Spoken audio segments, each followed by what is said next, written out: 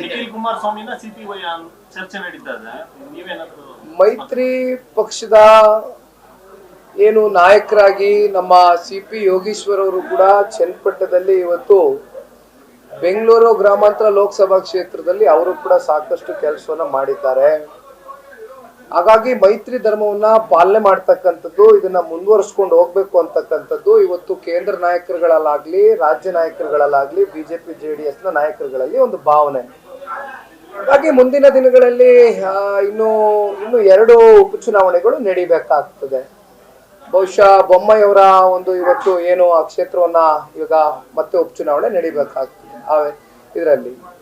ಹಾಗಾಗಿ ಮುಂದಿನ ದಿನಗಳಲ್ಲಿ ಕೇಂದ್ರದ ನಾಯಕರು ಕೂತ್ಕೊಂಡು ಸಮಾಲೋಚನೆ ಮಾಡಿ ಸೂಕ್ತವಾದಂತ ಒಂದು ಸಂದರ್ಭದಲ್ಲಿ ಸೂಕ್ತವಾದಂತ ತೀರ್ಮಾನ.